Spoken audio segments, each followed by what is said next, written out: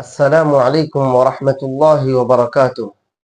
محترم حضرات، ہمارے معاشرے میں ایک بہت بڑی خرابی یہ بھی ہے کہ ہم پڑوسیوں کے حقوق نہ ہم جانتے ہیں نہ اس کے اوپر عمل کرتے ہیں، جبکہ اگر ہم قرآن و حدیث کا مطالعہ کریں تو معلوم ہوتا ہے کہ والدین اور رشتہ داروں کے بعد شریعت مطہرہ نے سب سے زیادہ حقوق پڑوسیوں کے حقوق کو بیان کیا ہے۔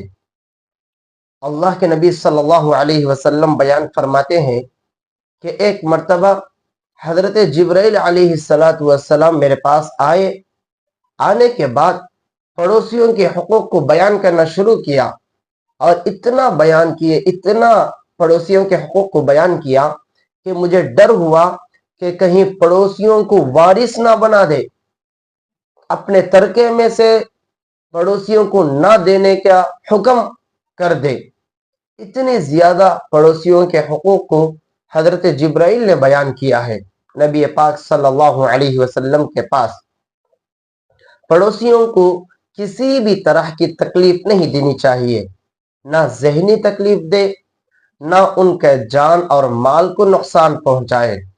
اللہ کے نبی صلی اللہ علیہ وسلم نے فرمایا، اللہ کی قسم وہ بندہ مومن نہیں ہو سکتا، اللہ کی قسم وہ بندہ مومن نہیں ہو سکتا، اللہ کی قسم وہ بندہ مومن نہیں ہو سکتا۔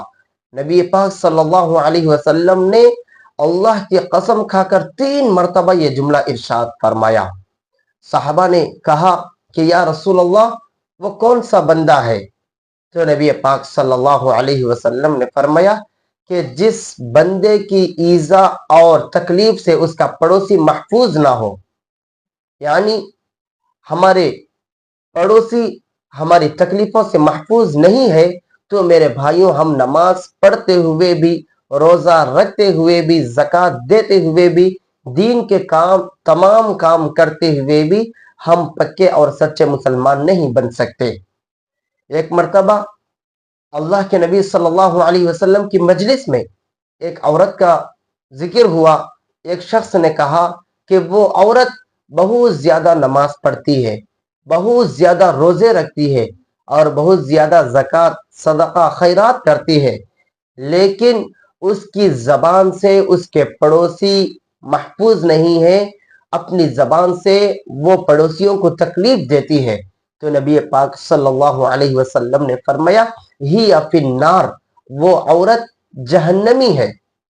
اسی طرح کا ایک واقعہ ہے، اللہ کے نبی صلی اللہ علیہ وسلم کی خدمت میں ایک شخص آ کر عرض کرتا ہے کہ فلاں میرا جو پڑوسی ہے وہ بہت تکلیف اور بہت ستاتا ہے مجھے۔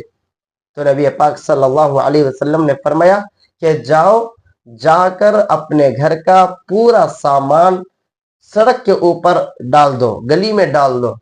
تو وہ شخص جا کر پورا سامان، گھر کا سامان سڑک کے اوپر ڈال دیتا ہے، تو آنے والے اور جانے والے تمام لوگ وہاں پر جمع ہو جاتے ہیں اور اس کی وجہ پوچھتے ہیں۔ تو وہ شخص کہتا ہے کہ میرے پڑوسی سے تنگ آ کر اور میرے پڑوسی کی تکلیفوں کی وجہ سے میں رسول پاک صلی اللہ علیہ وسلم کی خدمت میں شکایت لے کر گیا، تو نبی پاک نے مجھے یہ حکم دیا ہے۔ تو وہ سارے حضرات جو آنے جانے والے دیکھنے والے تھے، اس پڑوسی کے اوپر لعنت بھیجتے ہیں۔ اس کے بعد وہ پڑوسی جس سے تکلیف ہو رہی تھی، وہ باہر نکل کر اس آدمی کو اندر لے کر چلے جاتا ہے کہ آج کے بعد سے میں تمہیں تکلیف میں نہیں ڈالوں گا۔ تو میرے بھائیوں، پڑوسیوں کے بہت سارے